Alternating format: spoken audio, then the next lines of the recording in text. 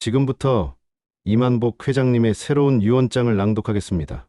평생 새벽별을 보고 출근해 달그림자를 밟으며 퇴근하는 삶이었습니다. 자수성가로 이만복 회장의 명함을 달기까지 그는 잠시도 자신을 위한 시간을 허락하지 않았어요. 건설 현장부터 시작해 오늘날 중견기업 복망 건설을 일구기까지 그의 손때 묻지 않은 곳이 없었습니다. 그런 이만복 회장에게 요즘 들어 부쩍 피로감이 몰려왔지만 그는 대수롭지 않게 여겼습니다. 나이가 드니 예전 같지 않은 게 당연하지. 스스로를 다독이며 업무에 더욱 매진했죠. 그러나 몸이 보내는 신호는 단순한 노화의 징후가 아니었습니다. 어느 날 아침 평소와 다름없이 일어나 세면대 거울 앞에 섰던 이 회장은 자신의 얼굴빛에 소스라치게 놀랐습니다. 눈 흰자위는 물론이고 피부 전체가 누렇게 떠 있었거든요. 마치 오래된 종이처럼 말입니다. 설상가상으로 오른쪽 윗배에는 묵직한 통증까지 느껴졌어요. 이러다 정말 큰일 나는 거 아닌가. 불길한 예감이 엄습했지만 오늘도 중요한 계약건이 있다며 애써 외면하려 했습니다. 하지만 그의 충실한 비서인 김 부장이 이 회장의 안색을 보고는 사색이 되어 병원으로 갈 것을 강력히 권유했습니다. 회장님, 오늘 하루쯤은 괜찮습니다. 제발 병원부터 가보시지요. 김 부장의 간곡한 청에 못 이기는 척 그는 결국 종합병원으로 향했습니다. 병원에서는 기본적인 혈액 검사부터 시작해 초음파, CT 촬영까지 일사천리로 진행되었습니다. 검사 결과가 나오기까지 기다리는 시간은 유독 길게 느껴졌어요. 초조함에 마른 입술만 축이던 이 회장 앞에 선 의사의 표정은 어두웠습니다. 회장님, 드릴 말씀이 있습니다. 의사는 조심스럽게 입을 열었고 그 뒤에 이어진 말들은 이만복 회장의 귀를 의심케 하는 내용들이었습니다. 강경화 말기입니다. 이미 간 기능이 거의 남아있지 않은 상태라 당장 간 이식을 받지 않으시면 위독합니다. 망치로 머리를 얻어맞은 듯한 충격이었죠. 평생 건강 하나는 자신 있다고 자부해 왔는데 죽음의 문턱에 서 있다는 현실을 받아들이기 어려웠습니다. 수십억 자산도 탄탄한 회사도 그의 생명을 담보해주지 못하는 절망적인 상황 앞에 그는 그저 망연자실할 뿐이었습니다. 병실 창밖으로 보이는 빼곡한 도시의 불빛들이 마치 그의 생명이 꺼져가는 촛불처럼 아스라이 멀어져 가는 듯 했어요. 이식 외에는 정말 방법이 없다는 말인가요? 떨리는 목소리로 간신히 물었지만 의사는 고개를 가로저을 뿐이었습니다. 그의 세상이 무너져 내리는 순간이었죠. 절망적인 진단 후 이만복 회장은 며칠 밤을 뜬 눈으로 지새웠습니다. 죽음의 공포와 함께 지난 세월에 대한 후회, 그리고 남겨질 가족들에 대한 걱정이 파도처럼 밀려왔어요. 하지만 언제까지고 이렇게 주저앉아 있을 수만은 없었습니다. 그는 가장 먼저 가족들에게 이 사실을 알려야겠다고 결심했습니다. 혼자 감당하기에는 너무나 버거운 현실이었죠. 이 회장은 비서를 통해 아들 이동민 부부와 딸 이서연, 그리고 사위 강지원을 병실로 불렀습니다. 평소 카리스마 넘치던 그의 모습은 온데간데없고 병색이 완연한 얼굴로 힘겹게 침대에 기대앉아 있었죠. 가장 먼저 도착한 것은 딸 서연과 사위 지원이었습니다. 아버지, 괜찮으세요? 갑자기 연락을 주셔서 얼마나 놀랐는지 몰라요. 서연은 아버지의 초췌한 모습에 금세 눈시울이 붉어졌습니다. 지원 역시 걱정스러운 눈빛으로 장인의 곁을 지켰어요. 잠시 후 아들 동민과 며느리 수진이 다소 느긋한 걸음으로 병실에 들어섰습니다. 아버지, 무슨 일로 급하게 부르셨어요? 회사에 급한 결제 건이라도 있으신가요? 동민은 상황 파악이 안 되는 듯 가볍게 물었고 수지는 값비싼 명품 가방을 고쳐 매며 주변을 두리번거렸습니다. 모두가 모이자 이만복 회장은 마른 기침을 몇 번 한 뒤 어렵게 입을 열었습니다. 다들 와줘서 고맙다. 사실 내 몸 상태가 생각보다 많이 안 좋다. 그는 애써 담담한 척 말을 이어갔지만 목소리는 미세하게 떨리고 있었어요. 강경아 말기란다. 당장 간이식을 받아야 살 수 있다고 하더구나. 병실 안에는 무거운 침묵이 내려앉았습니다. 서연은 아버지 하며 낮은 탄식을 내뱉었고 지원은 조용히 서연의 어깨를 감싸 안았습니다. 하지만 아들 동민은 별다른 표정 변화 없이 아내 수진의 눈치만 살피는 듯 했어요. 수진 역시 순간 놀란 듯 했지만 이내 무언가를 계산하는 듯한 복잡한 표정을 지었습니다. 이만복 회장은 힘겹게 말을 이었습니다. 그래서 말인데 너희들 중에 누가 나에게 간을 줄 수 있는지 검사를 받아봤으면 한다. 특히 혈육인 동민이가 가능성이 높다고 하더구나. 그의 간절한 눈빛이 동민에게 향했지만 동민은 시선을 피하며 입을 꾹 다물고 있었습니다. 마치 자신과는 상관없는 이야기를 듣는 사람처럼요. 그 침묵은 칼날보다 더 차갑게 이만복 회장의 가슴을 파고들었습니다. 오빠, 뭐라도 말 좀 해봐. 아버지가 저렇게 말씀하시잖아. 결국 참다 못한 서연이 동민을 다그쳤지만 그는 여전히 묵묵부답이었습니다. 가족들에게 자신의 상태를 알린 후 이만복 회장의 병세는 더욱 빠르게 악화되는 듯 했습니다. 하루빨리 간 기증자를 찾아 수술을 진행해야 하는 절박한 상황이었죠. 병원에서는 직계 가족들을 대상으로 간 기증적합성 검사를 서둘렀습니다. 검사 결과가 나오기를 기다리는 시간 동안 병실 안의 공기는 바싹 말라붙은 낙엽처럼 위태로웠어요. 이서영과 강지원은 매일같이 병실을 찾아 아버지를 간호했지만 정작 가장 유력한 기증자인 아들 이동민은 회사 일이 바쁘다는 핑계로 얼굴을 보기 힘들었습니다. 며칠 후 검사 결과가 나왔습니다.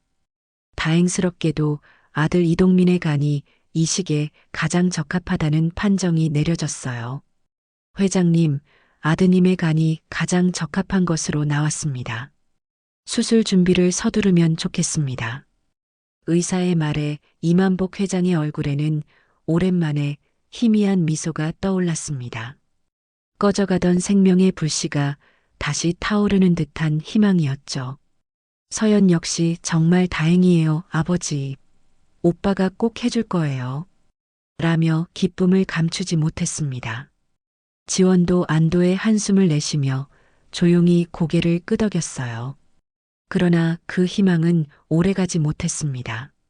기증적합 판정을 받은 동민의 태도는 여전히 미온적이었고 그의 아내 박수진은 노골적으로 반대 의사를 표명하고 나섰거든요. 아니 여보, 당신 간을 떼어주면 당신 건강은 어떡하라고요? 회사 일도 산더미처럼 쌓여 있는데 수술하고 회복하려면 얼마나 많은 시간이 걸리겠어요. 수지는 동민의 옆에 딱 붙어서 연신 부정적인 말들을 쏟아냈습니다. 동민은 그런 아내의 말에 더욱 고무된 듯 이런저런 핑계를 대며 결정을 차일피일 미뤘습니다. 아버지, 저도 물론 아버지를 살리고 싶지만 제 건강도 생각해야 하지 않겠습니까? 그리고 수술이라는 게 또 위험하기도 하고요. 결정적으로 이만복 회장의 가슴에 비수를 꽂은 것은 동민의 다음 한마디였습니다. 어느 날 어렵게 병실을 찾은 동민은 머뭇거리다 입을 열었어요. 아버지, 꼭 제 간을 받아야 하는 건 아니잖아요. 다른 방법도 한번 알아보시는 게 그 말을 듣는 순간 이만복 회장은 눈앞이 캄캄해지는 것을 느꼈습니다. 유일한 희망이라고 생각했던 아들의 입에서 나온 말이라고는 도저히 믿기지 않았죠. 서연은 분노와 실망감에 말을 잇지 못했고 지원만이 착잡한 표정으로 이만복 회장의 어깨를 가만히 주무를 뿐이었습니다. 희미하게 타오르던 희망의 불씨 위로 차가운 불안감의 그림자가 길게 드리워지기 시작했어요. 아들의 이기심이 생사의 기로에 선 아버지를 더욱 깊은 절망으로 밀어넣고 있었습니다. 이동민은 아내 박수진과 함께 병실을 나선 직후부터 깊은 고민에 빠진 척했습니다. 하지만 그의 마음은 이미 한쪽으로 기울어 있었죠. 아내 수진은 옆에서 끊임없이 남편의 이기심을 부추겼습니다. 여보, 잘 생각해야 해요. 간 기증이라는 게 보통 수술이 아니잖아요. 당신 몸에 칼을 대는 건데 혹시라도 잘못되면 어쩌려고 그래요? 우리 아직 젊고 할 일도 많은데. 그녀의 목소리에는 남편에 대한 걱정보다는 자신의 안위와 미래에 대한 계산이 더 짙게 배어 있었어요. 동민은 수진의 말에 고개를 끄덕이며 맞장구를 쳤습니다. 당신 말이 맞아. 아버지도 중요하지만 내 몸이 더 우선이지. 내가 잘못되면 우리 가족은 누가 책임지겠어? 두 사람은 밤늦도록 머리를 맞대고 의논했지만 그들의 대화는 시종일관 어떻게 하면 이 상황을 자신들에게 유리하게 그리고 피해 없이 빠져나갈 수 있을까에 초점이 맞춰져 있었습니다. 아버지 이만복 회장의 생명에 대한 진지한 고민은 찾아보기 어려웠죠. 다음 날 동민은 회사 일정을 핑계로 병원에 나타나지 않았습니다. 그의 회피는 이만복 회장의 희미한 기대마저 짓밟는 서곡과도 같았어요. 시간이 흐를수록 이만복 회장의 병세는 눈에 띄게 나빠졌습니다. 황달은 더욱 심해졌고 복수가 차올라 숨쉬기조차 힘들어 보였죠. 하루하루 꺼져가는 생명 앞에서 그는 초조함과 절망감에 휩싸였습니다. 딸 서연은 그런 아버지를 곁에서 지켜보며 눈물 마를 날이 없었어요. 보다 못한 이 회장이 직접 아들에게 전화를 걸었습니다. 동민이냐? 내 생각은 언제쯤 정리되는 거냐? 애비가 죽어가는 꼴을 봐야 속이 시원하겠느냐? 그의 목소리에는 분노와 함께 애원이 섞여 있었습니다. 전화를 받은 동민은 한참을 망설이다가 마침내 입을 열었습니다. 아버지, 정말 죄송합니다. 하지만 저는 간이식 수술 못하겠습니다. 그의 목소리는 차갑고 단호했어요. 제 건강도 생각해야 하고 사업 때문에 바빠서 수술 후 회복할 시간도 없어요. 그리고 솔직히 수술 자체가 너무 무섭습니다. 마치 준비된 대본을 읽는 듯한 변명들이었죠. 이만복 회장은 전화기를 든 손을 부들부들 떨었습니다. 친아들의 입에서 나온 말이라고는 도저히 믿을 수 없었어요. 내 이놈, 그게 애비한테 할 소리냐? 내가 너를 어떻게 키웠는데. 절규에 가까운 외침이 병실 복도까지 울려 퍼졌지만 전화기 저편의 동민은 더 이상 아무런 대답도 하지 않았습니다. 이만복 회장은 그대로 주저앉아 버렸어요. 아들에 대한 마지막 기대마저 산산조각 나는 순간이었습니다. 오빠 이동민의 냉혹한 거절 소식을 전해 들은 이서연은 분노를 참지 못했습니다. 어떻게 오빠가 그럴 수 있어? 아버지가 돌아가시는 걸 보겠다는 거야? 그녀는 당장이라도 오빠에게 달려가 따지고 싶었지만 슬픔에 잠긴 아버지를 두고 차마 발길을 옮길 수 없었어요. 남편 강지원은 묵묵히 아내의 등을 토닥이며 위로했습니다. 그는 장인의 절망과 아내의 슬픔을 누구보다 가까이에서 지켜보며 깊은 고뇌에 빠졌습니다. 혈육마저 외면한 상황에서 자신이 무엇을 할 수 있을까? 며칠 밤을 고민하던 지원은 조용히 결심을 굳혔어요. 그는 서연에게 조심스럽게 자신의 뜻을 전했습니다. 여보, 내가 아버님께 간을 드리는 건 어떨까? 서연은 남편의 말에 깜짝 놀라며 고개를 저었습니다. 안 돼요. 당신까지 위험해지는 건 원치 않아요. 아버지를 살리는 것도 중요하지만 당신 건강도 나에겐 소중해요. 그녀는 남편의 진심은 고맙지만 그를 위험에 빠뜨릴 수 없다고 생각했습니다. 하지만 지원의 의지는 확고했어요. 괜찮아. 나 건강하잖아. 그리고 아버님이 저렇게 힘들어 하시는 걸 보고만 있을 수는 없어. 일단 검사라도 받아볼게. 그는 아내를 설득하며 다음 날 아침 일찍 병원을 찾아간 적합성 검사를 신청했습니다. 그의 발걸음에는 비장함마저 감돌았죠. 며칠 후 강지원에 간 기증적합성 검사 결과가 나왔습니다. 다행히 그의 간은 이만복 회장에게 이식하기에 적합하다는 판정을 받았어요. 아들 이동민보다는 적합성이 약간 떨어졌지만 성공적인 이식을 충분히 기대할 수 있는 수준이었습니다. 지원은 결과를 확인하자마자 곧장 장인의 병실로 향했습니다. 병색이 완연한 얼굴로 힘겹게 숨을 몰아쉬는 이 회장을 보자 그의 마음은 더욱 굳건해졌죠. 아버님, 제 검사 결과가 나왔습니다. 다행히 이식이 가능하다고 합니다. 지원은 담담하지만 분명한 어조로 말했습니다. 이만복 회장은 사위의 말에 한동안 아무런 대답도 하지 못하고 그저 멍하니 허공만 바라보았어요. 그의 눈가에는 어느새 뜨거운 눈물이 가득 고여 있었습니다. 자네가 왜? 간신히 내뱉은 말에는 미안함과 고마움, 그리고 친아들에 대한 원망이 복잡하게 뒤섞여 있었죠. 옆에 있던 서연 역시 남편의 결단에 가슴이 미어졌습니다. 아버지의 생명을 구할 수 있다는 안도감과 남편에 대한 걱정이 교차하며 그녀의 마음을 어지럽혔어요. 지원 씨, 정말 괜찮겠어요? 그녀의 떨리는 목소리에 지원은 부드러운 미소로 답했습니다. 걱정 말아요. 아버님 건강만 되찾으실 수 있다면 전 괜찮습니다.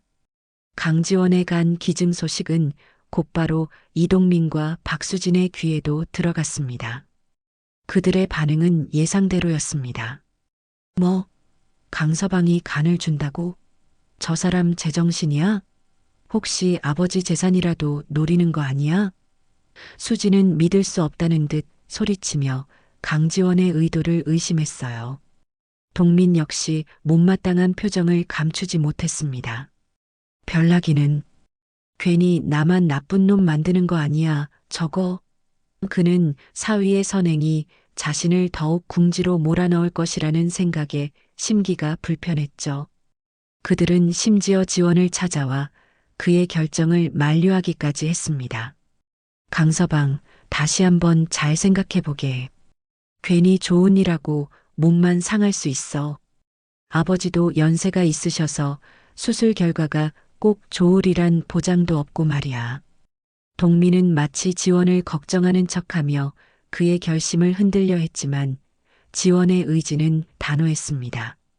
형님, 걱정해 주시는 건 감사합니다만 제 결정은 변함없습니다. 그의 차분하지만 흔들림 없는 태도에 동민과 수지는 더 이상 아무 말도 하지 못하고 입만만 다셨어요. 그들의 눈에는 사위의 순수한 의도를 믿지 못하는 불신과 함께 어쩌면 계산적인 기대감마저 어른거리는 듯 했습니다.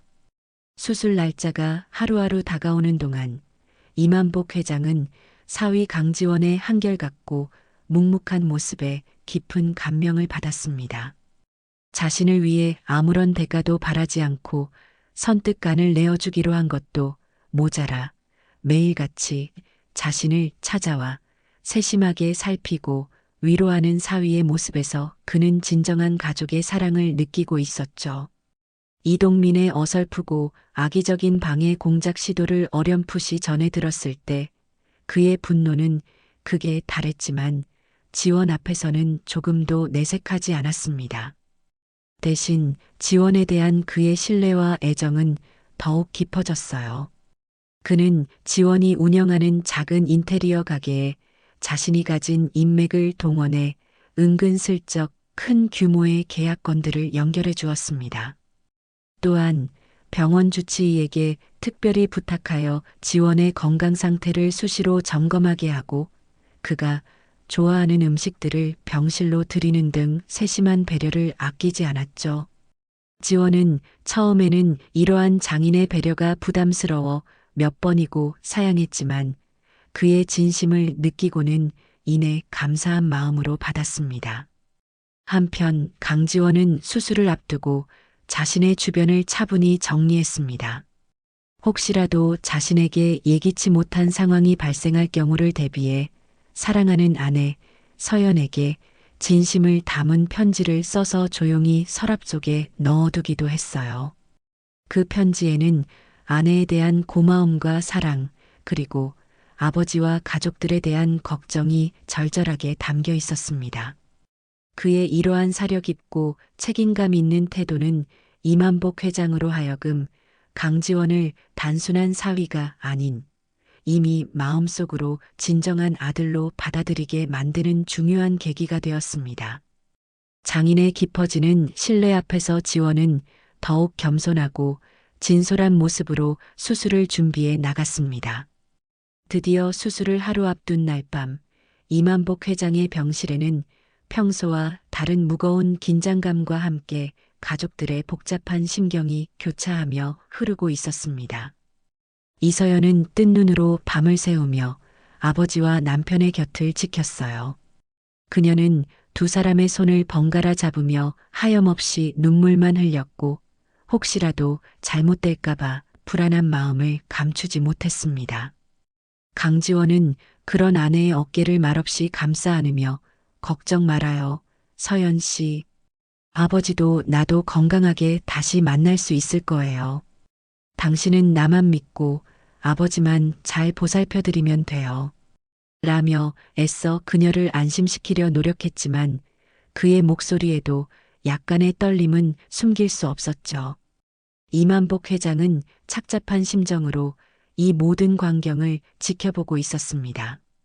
그는 마지막으로 아들 동민에게 전화를 걸었습니다. 어쩌면 이것이 아들에게 주는 마지막 기회가 될지도 모른다는 생각에서였죠. 동민이냐? 내일이다. 내가 정녕 이 애비의 마지막 가는 길처럼 만들 셈이냐? 아니면 그래도 사람으로서 최소한의 도리는 하러 올 것이냐? 그의 목소리에는 희미한 기대와 함께 체념이 섞여 있었습니다. 전화기 저편에서 들려온 동민의 목소리는 예상대로 차갑고 건조했어요. 아, 아버지. 내일이 수술이시군요. 정말 죄송하게도 제가 회사에 너무 급하고 중요한 일이 생겨서 도저히 시간을 낼 수가 없네요. 마음만은 항상 아버지와 함께 있다는 거 알아주십시오. 그리고 강서방에게는 정말 고맙다고 수술 잘 되기를 빈다고 꼭 좀 전해주십시오. 그의 변명에는 일말의 죄책감이나 진심 어린 걱정이라고는 찾아볼 수 없었습니다. 이만복 회장은 말없이 전화를 끊었습니다. 그리고는 깊은 한숨과 함께 아들에 대한 모든 기대를 완전히 접어버렸죠. 그의 가슴 속에는 쓰라린 실망감과 함께 사위 지원에 대한 더욱 굳건한 믿음만이 자리 잡았습니다. 지원과 서연은 그런 장인의 모습을 보며 안타까움을 느꼈지만 이제는 서로를 더욱 굳게 의지하며 다가올 운명의 시간을 준비할 뿐이었습니다. 드디어 이만복 회장과 강지원의 간이식 수술 날이 밝았습니다. 이른 새벽부터 수술실 앞은 긴장감으로 가득 찼어요. 이서연은 하얗게 질린 얼굴로 남편과 아버지의 손을 번갈아 잡으며 기도했습니다. 두 분 다 꼭 건강하게 돌아오셔야 해요. 그녀의 눈에는 두려움과 간절함이 가득했죠. 이만복 회장은 사위의 손을 잡고 자네 덕분에 내가 새 삶을 얻게 되었네. 이 은혜는 절대 잊지 않겠네. 라며 마지막 말을 전했고 지원은 아버님, 걱정 마시고 수술 잘 받고 나오세요. 라며 장인을 안심시켰습니다. 두 사람이 차례로 수술실로 들어간 후 서연은 수술실 앞 의자에 주저앉아 하염없이 시간을 보냈습니다. 1분 1초가 마치 1년처럼 길게 느껴지는 시간이었죠. 몇 시간이 흘렀을까? 마침내 수술실 문이 열리고 주치의가 나왔습니다. 수술은 성공적으로 잘 끝났습니다. 두 분 모두 안정적인 상태입니다. 의사의 말에 서연은 그 자리에 주저앉아 안도의 눈물을 쏟아냈습니다. 길고 길었던 어둠의 터널을 빠져나온 듯한 기분이었어요. 수술 후 회복 기간은 생각보다 순조로웠습니다. 이만복 회장은 젊고 건강한 사위의 간 덕분인지 빠르게 기력을 회복해갔고 강지원 역시 젊은 나이 덕분에 회복 속도가 빨랐어요. 서연은 밤낮 없이 병실을 지키며 아버지와 남편을 극진히 간호했습니다. 이 회장은 그런 딸과 사위의 모습을 지켜보며 만감이 교차하는 것을 느꼈죠. 자신을 위해 기꺼이 희생을 감수한 사위의 헌신적인 모습, 그리고 그런 남편을 지지하고 아버지를 걱정하는 딸의 따뜻한 마음은 그의 얼어붙었던 가슴을 녹이기에 충분했습니다. 그는 문득 친아들 동민의 얼굴을 떠올렸어요. 수술 전후로 단 한 번의 전화조차 없었던 아들. 그의 무관심과 냉담함은 사위 지원의 따뜻함과 극명한 대조를 이루며 이 회장의 마음에 깊은 실망감을 안겨주었습니다. 피는 물보다 진하다는 말도 다 옛말이 되어버린 건가. 그는 씁쓸한 미소를 지으며 사위의 잠든 얼굴을 물끄러미 바라보았습니다. 저 사위야말로 진정한 내 아들이 아닌가 하는 생각이 들었죠. 어느덧 시간이 흘러 이만복 회장과 강지원은 퇴원을 앞두게 되었습니다. 퇴원 며칠 전 이 회장은 아무도 모르게 자신의 오랜 친구이자 고문 변호사인 박 변호사에게 연락을 취했습니다. 박변, 내일 오전에 병원으로 좀 와주게. 자네에게 상의할 중대한 일이 있네. 그의 목소리는 낮고 단호했어요. 다음 날 박 변호사가 병실을 찾았을 때 이 회장은 이미 결심을 굳힌 표정이었습니다. 그는 박 변호사에게 자신의 뜻을 명확하게 전달했습니다. 내 전 재산에 관한 유언을 새로 작성하고 싶네. 박 변호사는 놀란 표정을 감추지 못했지만 이내 이 회장의 확고한 의지를 읽고 조용히 고개를 끄덕였죠. 회장님의 뜻이 그러하시다면 알겠습니다. 이 회장은 창밖을 바라보며 조용히 은조렸습니다.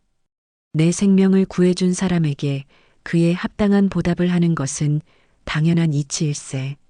그리고 진정한 가족의 의미를 깨닫게 해준 것에 대한 나의 작은 성의이기도 하고, 그의 마음속에는 이미 새로운 유산 계획이 세워지고 있었습니다. 그것은 단순한 재산 상속이 아닌 자신의 삶을 되돌아보며 내린 마지막 결단이자 새로운 시작을 알리는 조용한 맹세와도 같았어요. 강지원의 헌신적인 간 기증 덕분에 이만복 회장은 빠르게 건강을 되찾았습니다. 누렇게 떴던 얼굴에는 혈색이 돌기 시작했고 힘없이 누워만 있던 몸에도 조금씩 기력이 회복되었어요. 그는 퇴원 후에도 꾸준히 건강 관리를 하며 예전의 활기찬 모습을 되찾아갔습니다. 강지원 역시 젊음 덕분인지 빠르게 회복하여 일상으로 돌아갔죠. 그는 자신의 큰 행동에 대해 조금도 생색내거나 자랑하지 않았습니다. 그저 장인의 건강이 회복된 것에 진심으로 기뻐하며 묵묵히 자신의 자리에서 최선을 다할 뿐이었어요. 그런 사위의 모습은 이만복 회장에게 더욱 큰 감동과 신뢰를 주었습니다. 저런 진국을 사위로 얻었으니 내 인생 헛살지는 않았구나. 이 회장은 종종 그런 생각을 하며 지원을 대견스럽게 바라보곤 했습니다. 회사 일에도 조금씩 관여하기 시작한 이 회장은 중요한 결정에 앞서 지원의 의견을 묻는 일이 잦아졌어요. 어느 주말 저녁 이만복 회장은 온 가족을 자신의 서재로 불러 모았습니다. 아들 이동민과 며느리 박수진은 오랜만에 아버지가 부른다는 말에 잔뜩 기대에 부풀어 한달음에 달려왔죠. 혹시 회사 경영권이나 재산 분배에 관한 이야기가 나오려나? 하는 속셈이 얼굴에 고스란히 드러났습니다. 딸 이서연과 사위 강지원은 평소와 다름없이 차분한 모습으로 아버지의 부름에 응했습니다. 서재에는 이만복 회장의 오랜 친구이자 고문 변호사인 박 변호사도 함께 자리하고 있었어요. 박 변호사의 존재는 동민과 수진의 기대감을 더욱 부풀게 만들었습니다. 아버지, 무슨 좋은 일이라도 있으신 거예요? 동민은 애써 능글맞은 미소를 지으며 물었지만 이 회장은 별다른 대답 없이 굳은 표정으로 앉아 있을 뿐이었죠. 서재 안에는 팽팽한 긴장감이 감돌았습니다. 모두가 자리에 앉자 이만복 회장은 박 변호사에게 눈짓을 보냈습니다. 박 변호사는 준비해 온 서류 봉투를 꺼내 들고 엄숙한 목소리로 입을 열었어요. 지금부터 이만복 회장님의 새로운 유언장을 낭독하겠습니다. 유언장이라는 말에 동민과 수진의 눈이 반짝 빛났습니다. 그들은 당연히 자신들에게 유리한 내용이 담겨 있을 것이라고 철석같이 믿고 있었죠. 하지만 박 변호사의 입에서 흘러나오는 유언의 내용은 그들의 상상을 완전히 벗어나는 것이었습니다. 본인 이만복은 나의 사망과 동시에 발생하는 모든 재산, 즉 부동산, 주식, 현금 및 기타 모든 권리를 다음과 같이 상속한다. 첫째, 내 생명의 은인이자 진정한 가족애를 보여준 사위 강지원에게 복망 건설 주식 전부를 포함한 나의 전 재산의 구할을 상속한다. 여기까지 읽혔을 때 동민과 수진의 얼굴은 하얗게 질리기 시작했습니다. 둘째, 아들 이동민에게는 현재 거주하고 있는 아파트 한 채만을 상속하며 이는 그동안의 불효와 무관심에 대한 나의 마지막 배려임을 밝힌다. 유언장 낭독이 끝나자 서재 안에는 잠시 숨막히는 정적이 흘렀습니다. 강지원과 이서연은 예상치 못한 엄청난 내용에 당혹감을 감추지 못하고 서로의 얼굴만 바라보았어요. 반면 이동민은 더 이상 참을 수 없다는 듯 자리에서 벌떡 일어났습니다. 이게 다 무슨 말입니까? 아버지, 제정신이세요? 어떻게 친아들인 저를 두고 사위놈에게 전 재산을 줄 수 있단 말입니까? 그의 목소리는 분노와 배신감으로 격하게 떨리고 있었죠. 며느리 박수진 역시 아버님, 이건 말도 안 돼요. 저 사람이 아버님을 어떻게 홀린 게 분명해요. 이 유언은 무효예요. 무효. 라며 울부짖기 시작했습니다. 그들의 고함과 절규가 조용한 서재를 순식간에 아수라장으로 만들었어요. 이만복 회장은 그런 아들과 며느리의 모습을 차갑고도 단호한 눈빛으로 바라볼 뿐이었습니다. 그의 마음은 이미 모든 정리를 끝낸 후였죠. 이동민의 광기 어린 절규와 박수진의 계산된 울부짖음이 이만복 회장의 서재를 뒤흔들었지만 정작 이 회장은 미동조차 하지 않았습니다. 그의 깊고 단호한 눈빛은 그 어떤 회유나 협박, 심지어 혈육의 애원에도 절대 흔들리지 않을 것임을 명백히 선언하고 있었죠. 아버지, 아직 늦지 않았습니다. 지금이라도 그 유언 철회하십시오. 저 음흉한 사위놈의 정체를 아직도 모르시는 겁니까? 저놈은 분명 아버지의 막대한 재산을 노리고 처음부터 계획적으로 접근한 파렴치한 놈입니다. 동민은 검붉게 충혈된 눈으로 강지원을 향해 손가락질하며 악에 받친 목소리로 소리쳤습니다. 그의 머릿속에는 이미 이성과 논리라는 것은 존재하지 않았고 오직 탐욕과 분노 그리고 모든 것을 빼앗겼다는 처절한 박탈감만이 소용돌이치고 있었어요. 강지원은 그런 동민의 모진 모함과 살기등등한 눈빛을 묵묵히 받아내며 고개를 숙이고 있을 뿐 어떠한 변명이나 해명도 하지 않았습니다. 그의 침묵은 때로는 어떤 웅변보다 더 깊고 무거운 진실성을 담고 있는 법이었죠. 곁에 있던 이서연은 더 이상 참지 못하고 남편을 자신의 등 뒤로 감싸 안으며 친오빠를 날카롭게 노려보았습니다. 오빠, 제발 그만해. 어떻게 그런 말도 안 되는 소리를 입에 담을 수 있어? 지원 씨가 어떤 사람인지 지난 몇 달간 우리가 직접 보고 겪었잖아. 오빠야말로 제정신이야? 하지만 동민의 귀에는 동생의 울분에 찬 항변이 조금도 들리지 않았습니다. 그는 이미 자신의 것이라고 철석같이 믿었던 막대한 상속분이 눈앞에서 송두리째 날아갔다는 충격적인 사실에 거의 이성을 잃은 상태였거든요. 두고 보십시오, 아버지. 제가 반드시 법의 힘을 빌려서라도 이 부당한 유언이 무효라는 것을 똑똑히 밝혀내고 말겠습니다. 그리고 강지원, 너도 절대로 가만두지 않겠다. 내 것을 탐한 대가를 반드시 치르게 해줄 테다. 동민은 마지막까지 저주에 가까운 협박을 남기고는 곁에서 히스테릭하게 울부짖던 아내 수진의 팔을 거칠게 잡아 끌고 폭풍처럼 서재를 뛰쳐나갔습니다. 그들이 남긴 깊은 분노의 잔향은 한동안 서재 안의 무거운 침묵을 더욱더 무겁게 짓눌렀어요. 이만복 회장은 꺼질 듯 깊은 한숨을 내쉬었고 강지원과 이서연은 아무 말 없이 서로의 떨리는 손을 잡을 뿐이었습니다. 거대한 폭풍이 핥히고 지나간 자리는 잠시 고요했지만 이는 더 크고 격렬한 폭풍이 몰려오기 직전의 불길한 전조처럼 느껴졌습니다. 그날 밤부터 이동민과 박수진의 본격적이고도 추악한 행패가 시작되었습니다. 그들은 이만복 회장의 평창동 자택으로 밤늦게 불쑥 찾아와 굳게 닫힌 대문을 미친 듯이 두드리고 고래고래 소리를 지르며 온 동네가 떠나가라 소란을 피웠어요. 아버지, 제발 문 좀 열어보세요. 저희랑 대화로 풀어요. 네. 제가 다 잘못했습니다. 아버지 뜻을 헤아리지 못한 제 잘못이 크니 제발 한 번만 용서해 주십시오.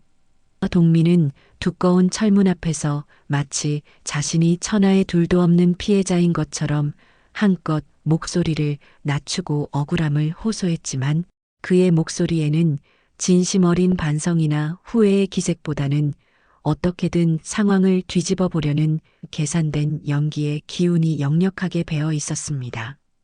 박수진은 한술 더 떠서 마치 통곡이라도 하듯 이웃들이 들으라는 듯이 목청을 있는 대로 높여 울부짖기 시작했습니다. 아이고 아버지, 저희가 도대체 뭘 그렇게 잘못했다고 이 야심한 밤에 저희를 이렇게 길바닥에 내쫓듯이 하십니까? 저 교활한 사위한테 단단히 홀리셔서 귀한 친자식도 못 알아보시는 거예요? 이러시면 저희가 너무 억울하고 분해서 단 하루도 살 수가 없어요. 그들의 천박하고도 소란스러운 추태는 자정이 넘도록 지겹도록 이어졌지만 이만복 회장은 집안에서 미동도 없이 끝내 그들에게 문을 열어주지 않았습니다. 그는 이미 아들과 며느리의 바닥까지 훤히 드러난 본성에 진절머리가 날대로 난 상태였죠. 오히려 그들의 저급한 발악에 가까운 행동들은 자신의 단호한 결정이 결코 틀리지 않았음을 다시 한번 뼈저리게 확인시켜 줄 뿐이었습니다. 담벼락 너머로 간간히 들려오는 그들의 막말과 귀를 찢는 듯한 고함 속에는 제가 간이 아까워서 안 준 게 아니라 아버지 연세도 있으시고 제 건강도 생각해서 그런 거였다고요. 왜 제 진심을 몰라주세요?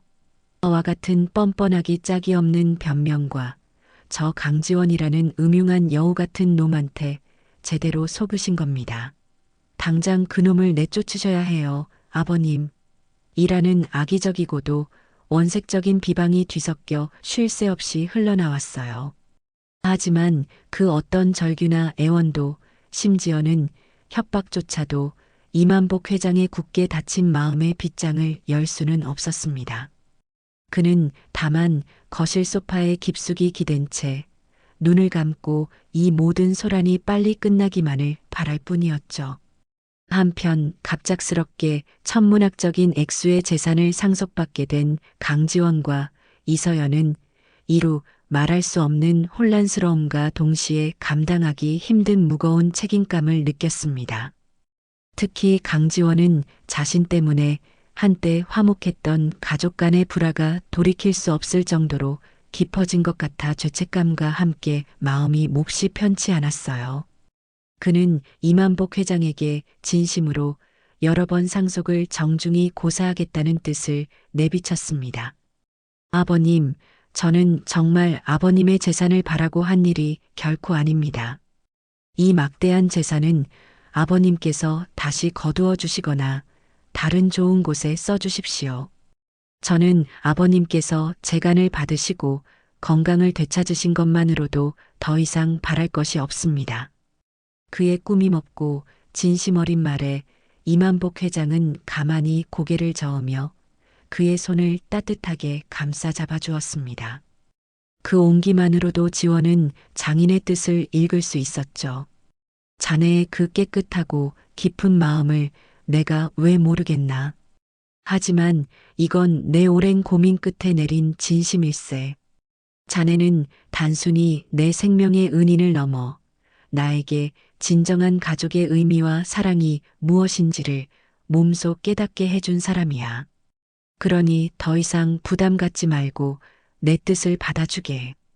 그리고 이 재산을 어떻게 사용하는 것이 가장 가치 있을지는 자네와 내 딸 서연이가 신중하게 잘 상의해서 결정하면 되네.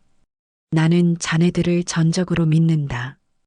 이만복 회장의 흔들림 없는 확고한 의지를 재차 확인한 지원은 더 이상 자신의 뜻을 고집할 수 없었습니다. 아내 서연 역시 남편의 고뇌를 이해하면서도 아버지의 결정을 존중하며 남편의 뜻을 따르기로 했죠. 하지만 친오빠 이동민의 분노는 도무지 식을 줄 몰랐습니다. 그는 마치 미친 사람처럼 여러 친척들에게 밤낮 없이 전화를 걸어 자신이 얼마나 억울하게 재산을 빼앗겼는지 눈물로 호소하며 강지원이 이만복 회장을 교묘하게 속이고 정신을 홀려 재산을 가로챘다는 식으로 악의적인 여론을 조작하려 했습니다. 일부 판단력이 흐린 친척들은 그의 감정적인 호소와 일방적인 주장에 동조하며 이만복 회장과 강지원을 입에 담기 힘든 말로 비난하기도 했지만 대부분의 현명한 친척들은 자초지종을 좀 더 신중하게 지켜보자는 태도를 보였어요. 강지원은 자신을 향해 쏟아지는 이러한 억측과 비난 속에서도 묵묵히 자신의 자리를 지키며 장인의 건강을 더욱 세심하게 살피고 복만건설의 업무에도 조금씩 적응해 나갔습니다. 그는 언젠가 자신의 진심이 그리고 장인의 깊은 뜻이 밝혀질 날이 반드시 올 것이라고 굳게 믿고 있었기에 흔들리지 않을 수 있었죠. 이만복 회장의 파격적인 유언 내용은 마치 들불처럼 순식간에 주변으로 번져나갔습니다.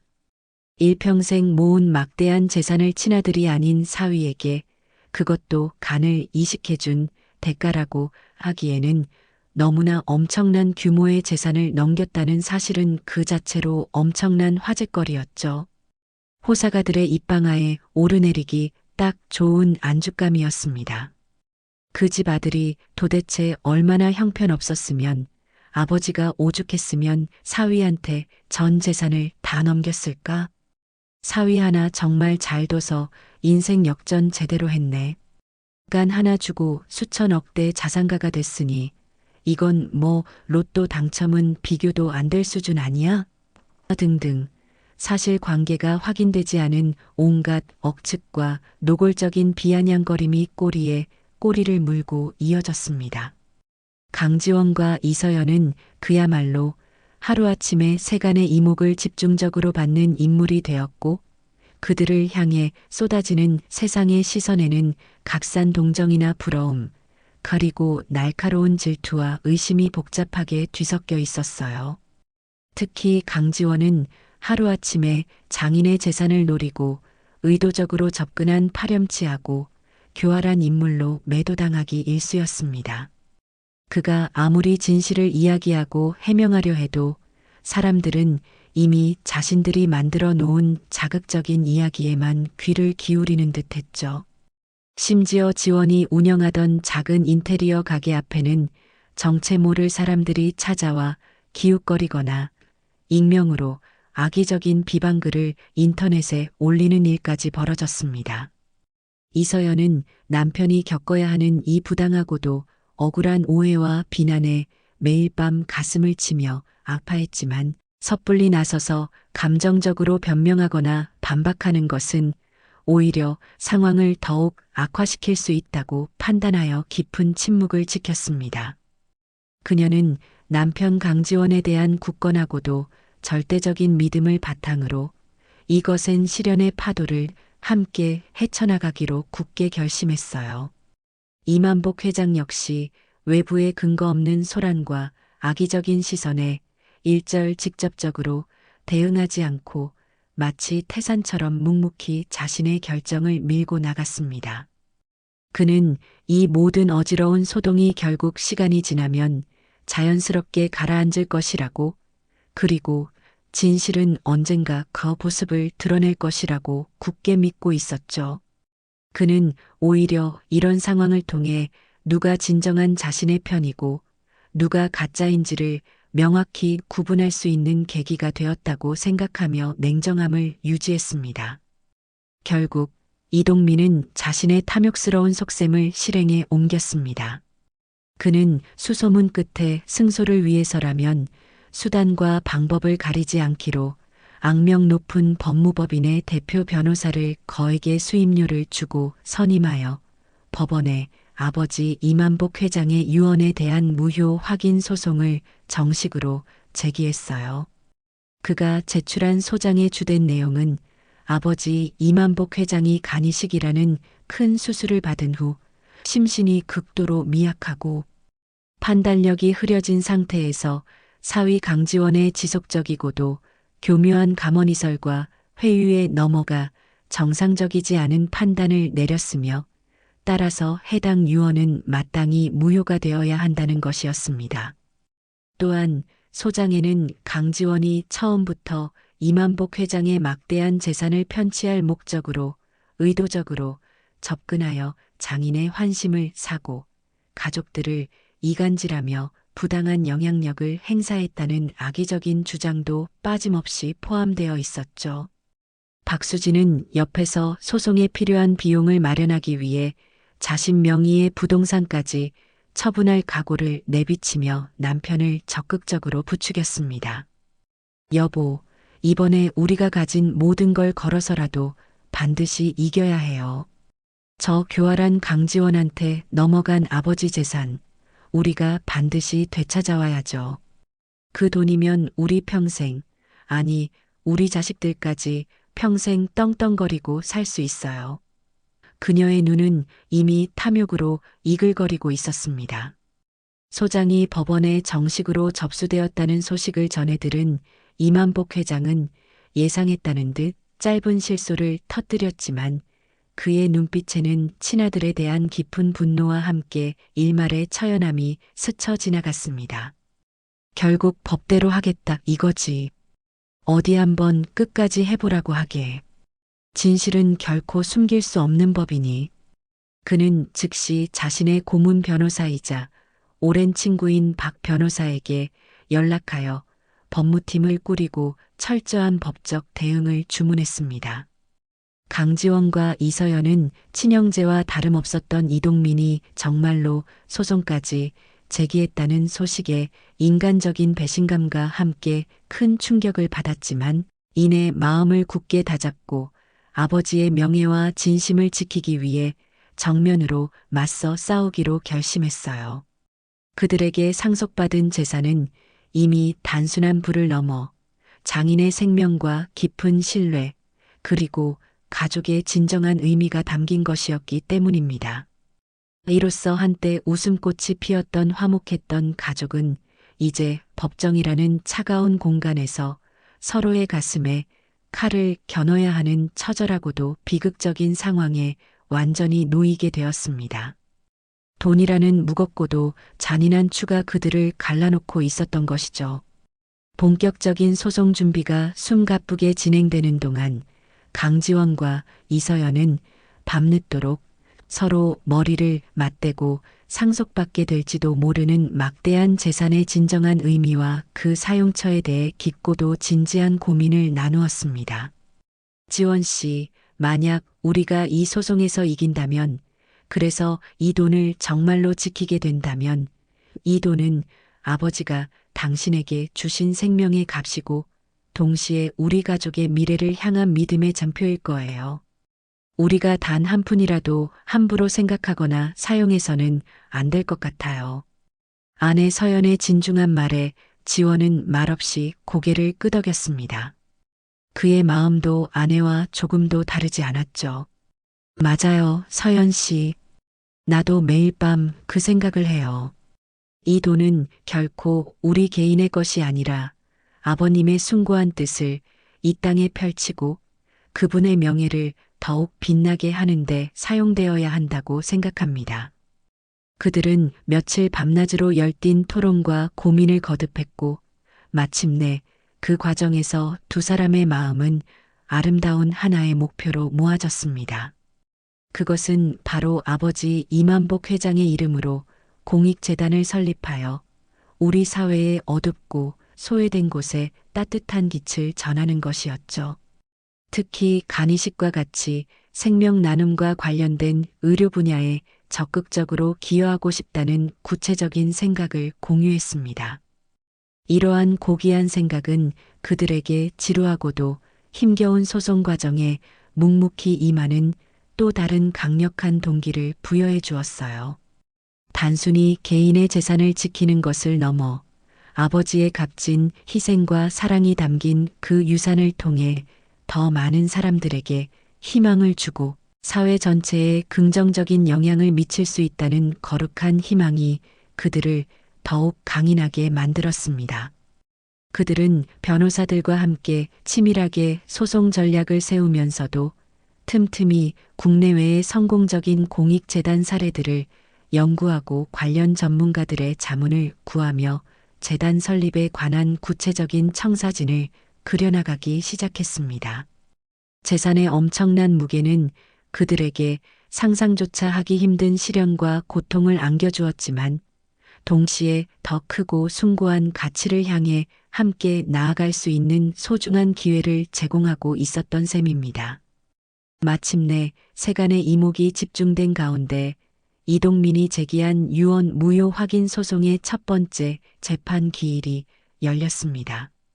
법정안은 이례적인 대규모 상속 분쟁 사건을 직접 보기 위해 몰려든 방청객들과 열띤 취재 경쟁을 벌이는 기자들로 발 디딜 틈 없이 가득 차 시작 전부터 후끈한 열기와 함께 팽팽한 긴장감이 감돌았죠. 원고석에 앉은 이동민과 박수진은 애써 태연한 척했지만 잔뜩 굳은 표정과 초조하게 떨리는 손끝은 그들의 불안한 심리 상태를 숨기지 못했습니다. 반면 피고석의 이만복 회장과 강지원, 이서연은 상대적으로 차분하고 담담한 모습으로 재판에 임했어요. 이동민 측 변호인은 재판이 시작되자마자 준비해온 방대한 자료들을 제시하며 마치 한 편의 드라마를 연출하듯 극적인 변론을 펼치기 시작했습니다. 그는 이만복 회장이 간이식이라는 대수술을 받은 직후 극심한 육체적 고통과 정신적 불안정으로 인해 정상적인 사리 분별 능력과 판단 능력을 완전히 상실한 상태였으며 바로 그 허점을 노린 사위 강지원의 지속적이고도 교묘한 회유와 기망, 그리고 심리적인 압박 아래 일방적으로 유언을 작성하게 되었다고 열변을 토했습니다. 또한 강지원이 처음부터 이만복 회장의 막대한 재산을 노리고 의도적으로 접근하여 온갖 방법으로 환심을 사고 가족들 사이를 이간질하며 부당한 영향력을 계획적으로 행사했다는 점을 집중적으로 부각시키려 애썼어요. 존경하는 재판장님, 그리고 배심원 여러분. 이 사건의 본질은 인간의 탈을 쓴 폐륜적인 사위가 병들고 판단력이 흐려진 장인을 파렴치하게 기망하여 평생 일군 전 재산을 통째로 가로챈 우리 사회의 건강한 윤리와 도덕을 심각하게 훼손하는 중대 범죄 행위입니다. 동민 측 변호인의 마치 연극 대사처럼 자극적이고 선동적인 변론에 방청석에서는 여기저기서 탄식과 함께 술렁임이 일었습니다. 하지만 이에 맞선 강지원 측 변호인은 조금도 동요하지 않고 차분하고 논리적인 어조로 반박에 나섰습니다. 그는 이만복 회장이 유언장을 작성할 당시 매우 건강하고 명료한 정신 상태를 유지하고 있었음을 명백히 입증하는 주치의의 전밀 진단서와 다수의 의료 기록, 그리고 이 회장의 평소 성품과 판단력을 잘 아는 주변 지인들의 일관된 증언들을 차례로 제시했습니다. 또한 강지원이 이만복 회장에게 그 어떤 부당한 영향력이나 강압을 행사한 사실이 전혀 없으며 오히려 헌신적인 간호와 진심 어린 효행으로 장인의 절대적인 신뢰를 얻었음을 객관적인 자료들을 통해 논리적으로 설명했어요. 재판의 향방을 가를 결정적인 순간은 증인으로 출석한 이만복 회장이 증언대에 섰을 때였습니다. 재판정의 모든 시선이 그에게 집중된 가운데 이만복 회장은 조금의 떨림도 없는 단호하고도 카랑카랑한 목소리로 자신의 분명한 입장을 밝혔습니다. 저는 그 누구보다도 건강한 정신과 명철한 판단력으로 그 어떤 외부의 강요나 회유 없이 저의 자발적이고도 확고한 의사에 따라 사랑하는 저의 사위 강지원에게 저의 전 재산을 상속하기로 결정했습니다. 제 목숨을 구해준 생명의 은인에게 그에 합당한 보답을 하는 것은 인간으로서 당연한 도리이며 무엇보다도 저는 이번 일을 통해 저에게 진정한 가족이 누구인지를 뼈저리게 깨달았기 때문입니다.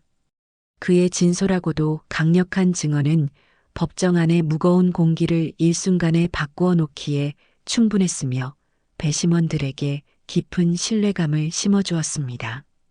재판이 회를 거듭하며 진행될수록 이동민 측에게 결정적으로 불리한 정황과 증거들이 마치 화수분처럼 속속 드러나기 시작했습니다.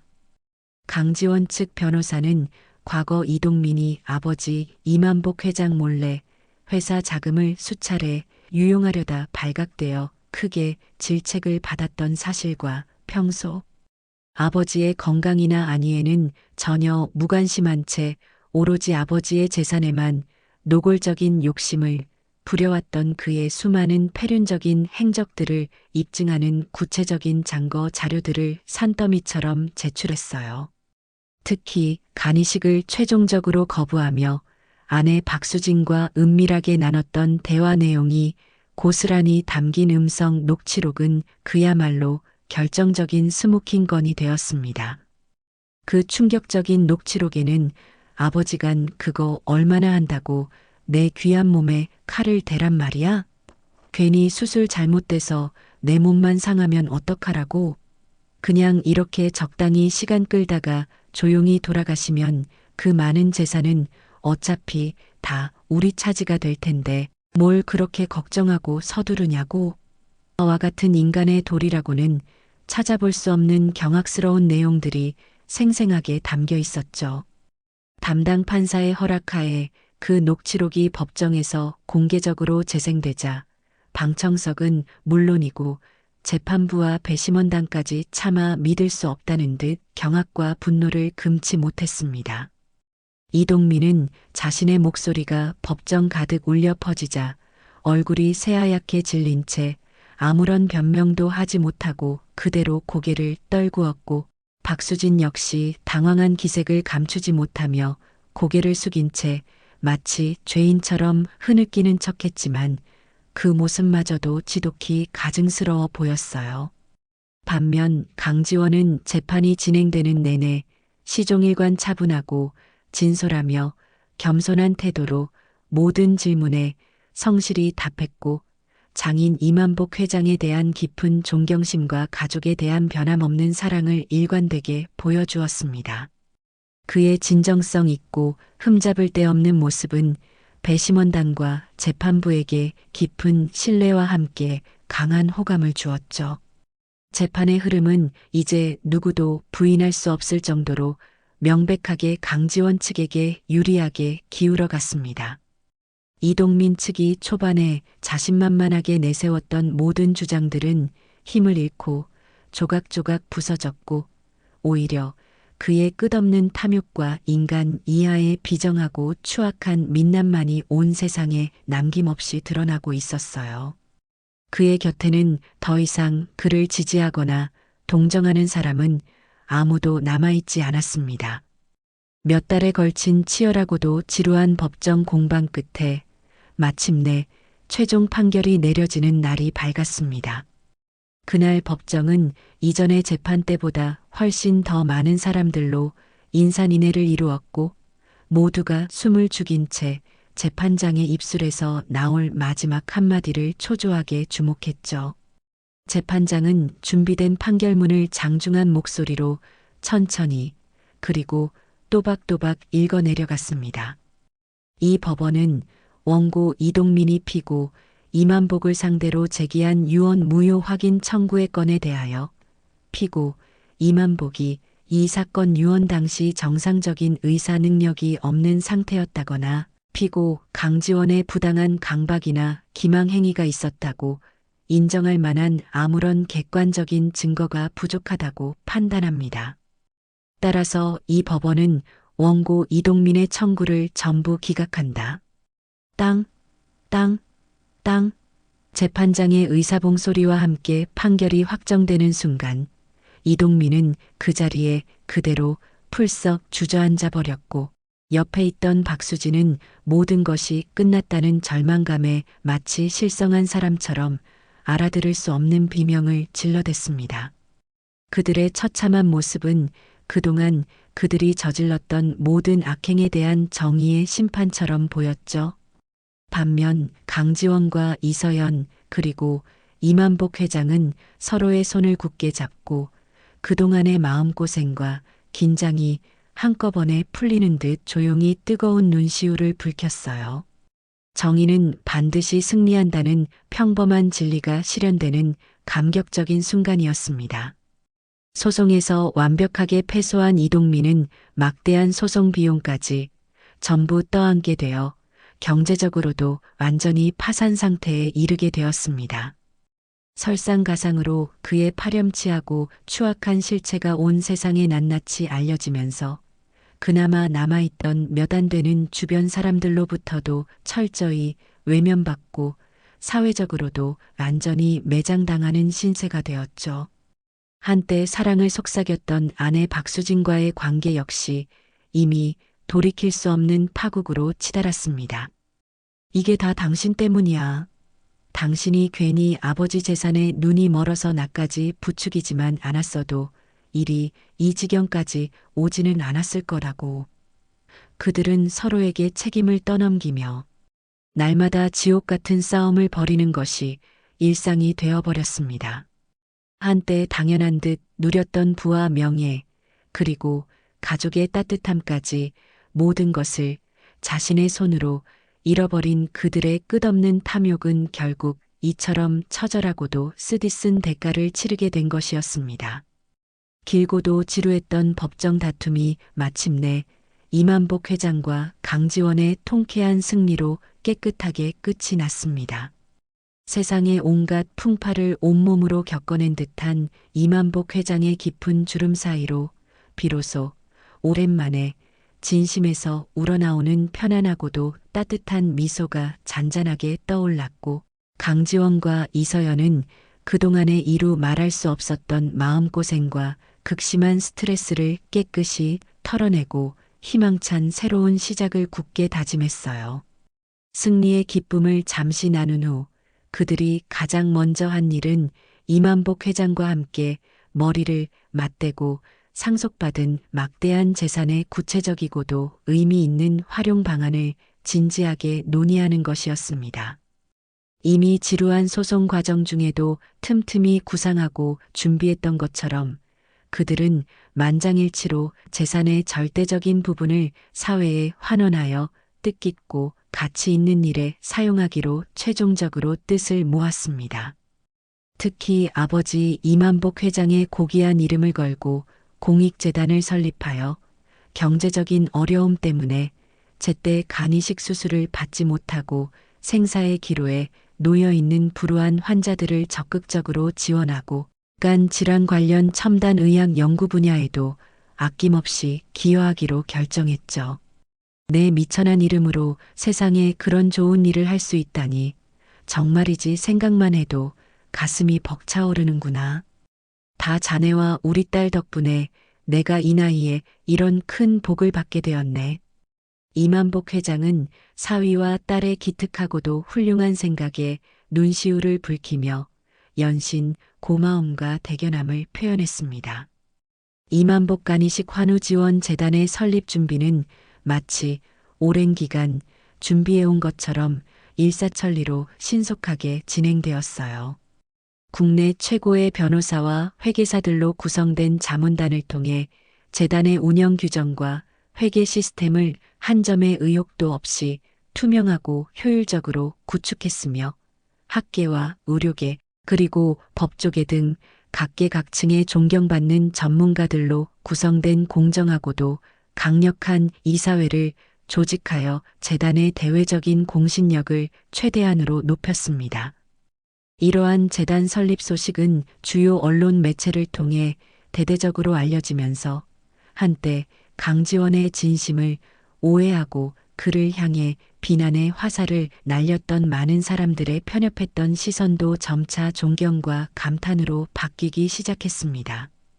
그의 헌신적인 행동과 진정성 있는 선한 의지가 마침내 세상의 어두운 편견을 이기고 환한 빛을 보게 된 것이죠.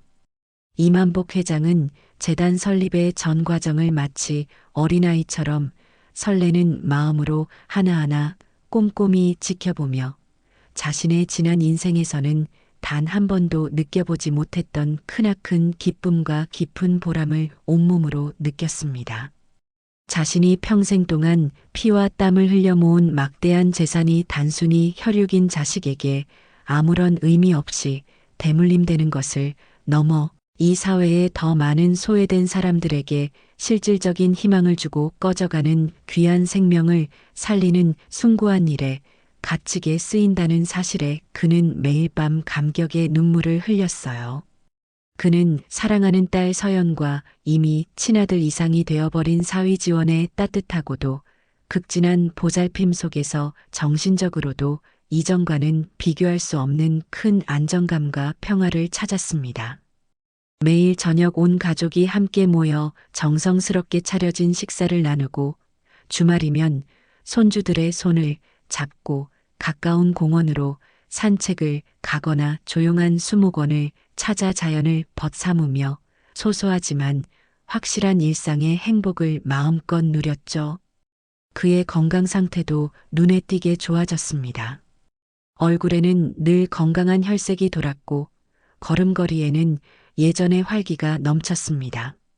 이는 단순히 성공적인 간이식 수술의 의학적인 치료 효과뿐만이 아니라 근심 걱정 없는 마음의 평화와 사랑하는 가족들이 주는 따뜻한 위로와 지지가 만들어낸 기적과도 같은 결과였어요.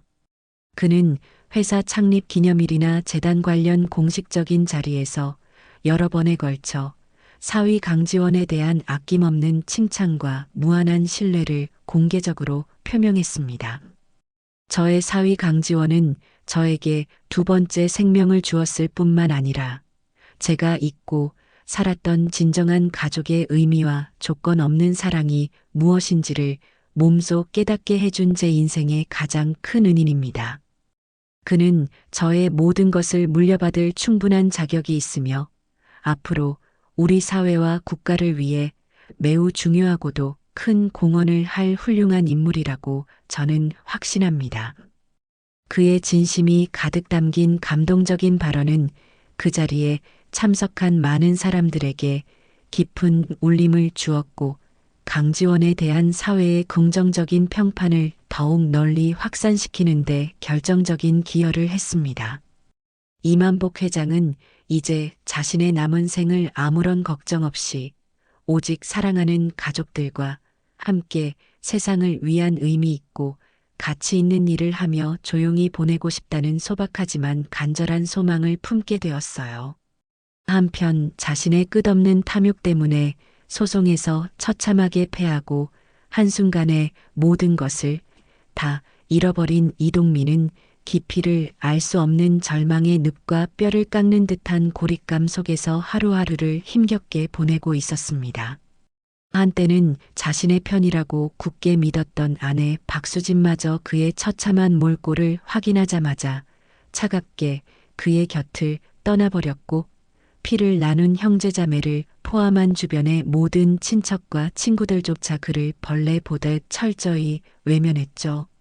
어제까지만 해도 번듯한 사업과 행세를 하며 사람들의 부러움을 샀던 그였지만 이제는 초라한 아파트 한 채만이 덩그러니 남은 빈털터리 신세로 전락하여 자신의 어리석고도 탐욕스러웠던 과거를 매일 밤 곱씹으며 지독한 후회의 나날을 보내고 있었습니다. 만약 그때 내가 아버지의 간절한 부탁을 외면하지 않고 간을 들였더라면, 만약 내가 그깟 돈 몇 푼에 그렇게까지 눈이 멀어 미쳐 날뛰지 않았더라면 하는 신락 같은 때늦은 자책감이 마치 독버섯처럼 그의 마음속에서 끊임없이 피어났지만 이미 모든 것은 돌이킬 수 없이 엎질러진 물이었습니다. 간혹 그의 일그러진 마음 한구석에는 아주 희미하게나마 자신의 모든 잘못을 깨끗이 인정하고 아버지와 강지원에게 찾아가 무릎 꿇고 용서를 구하고 싶다는 충동적인 생각이 스치기도 했지만 그의 뼛속까지 박힌 해묵은 자존심과 지독한 이기심은 그런 일말의 양심마저도 금세 잔인하게 짓눌러 버렸어요.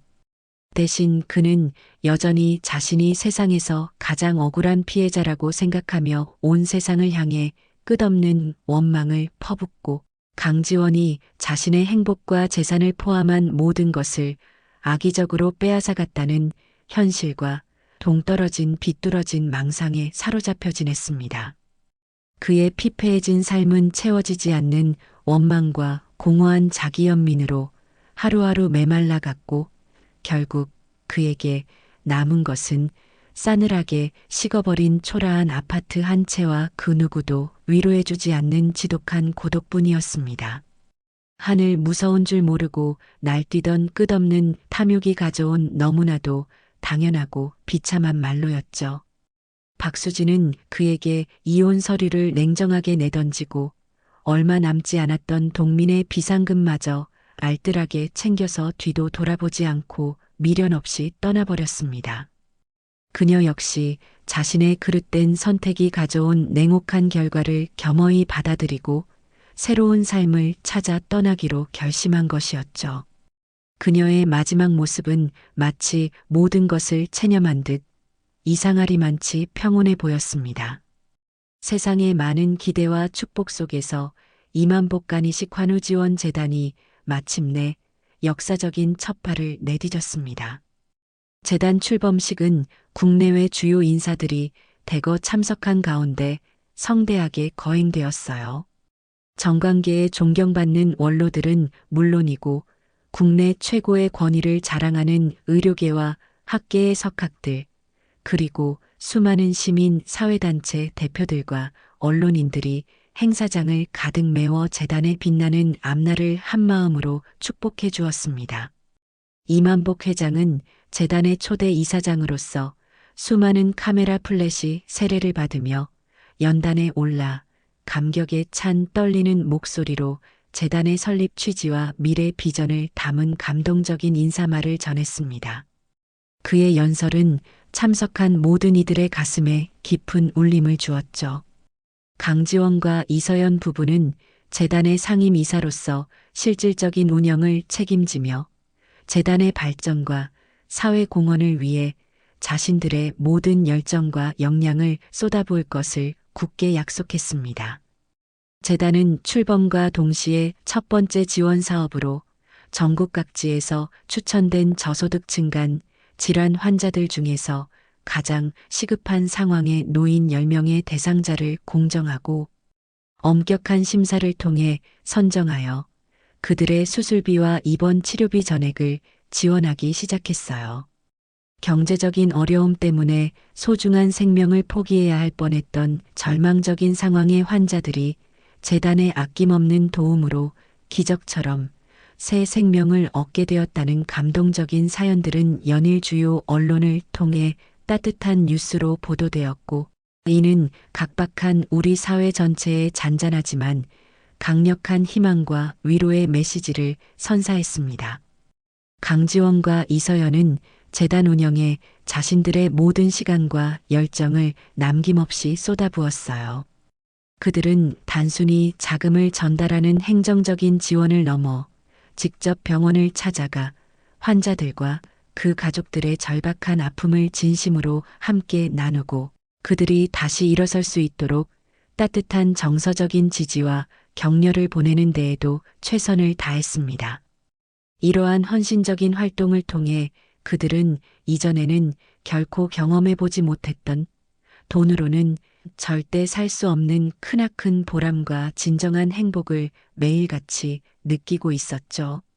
한때는 불미스러운 재산 상속 문제로 세간의 따가운 입방아에 오르내리며 마음고생을 했던 그들이었지만 이제는 진정한 노블레스 오블리주를 실천하는 아름답고 존경받는 부부로 우리 사회에 깊이 각인되게 되었습니다.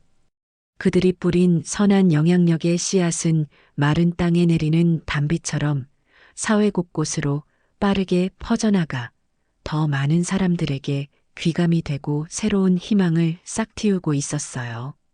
이만복 회장은 매일같이 성장하고 발전하는 재단의 활동을 흐뭇하게 지켜보며 남은 생애 동안 가장 큰 기쁨과 깊은 만족감을 누렸습니다. 그는 종종 예고 없이 재단 사무실을 방문하여 젊은 직원들과 스스럼 없이 어울리며 그들을 격려하고 지원 사업이 계획대로 차질 없이 잘 진행되고 있는지 꼼꼼하게 살피며 조언을 아끼지 않았죠. 그의 건강은 마치 시간을 거꾸로 되돌린 듯 매우 안정적이고 활기찬 상태를 유지했고 그의 얼굴에는 과거의 엄격함 대신 늘 온화하고 인자한 미소가 떠나지 않았습니다. 주말이면 사랑하는 딸 서연과 든든한 사위 지원, 그리고 눈에 넣어도 아프지 않을 귀여운 손주들과 함께 북적거리며 단란하고도 행복한 시간을 보냈어요. 특히 천사 같은 손주들의 해맑은 재롱을 볼 때면 세상 모든 시름과 아픔을 깨끗이 잊는 듯 했습니다. 그는 더 이상 수많은 직원을 거느린 복만건설의 카리스마 넘치는 냉철한 회장이 아니라 한없이 자상하고 너그러운 할아버지이자 따뜻한 아버지의 모습 그대로였죠. 그는 종종 저녁 식사 후 거실 소파에 앉아 사위 지원의 두툼한 손을 가만히 잡고 진심을 담아 말했습니다. 자네가 아니었다면 내가 지금 이 나이에 이런 천금 같은 행복을 누릴 수 있었겠나? 자네는 정말이지 하늘이 나에게 마지막으로 보내준 내 인생 최고의 선물일세. 지원은 그럴 때마다 항상 겸손하고 부드러운 미소로 화답하며 아닙니다, 아버님. 오히려 제가 아버님께 받은 사랑과 가르침이 훨씬 더 많고 귀합니다. 아버님 덕분에 제가 진짜 인생을 배우고 있습니다. 라고 정중하게 답하곤 했어요. 그들의 꾸밈 없고 진솔한 대화 속에는 서로에 대한 깊이를 알 수 없는 존경과 진정한 사랑이 강물처럼 넘실거렸습니다.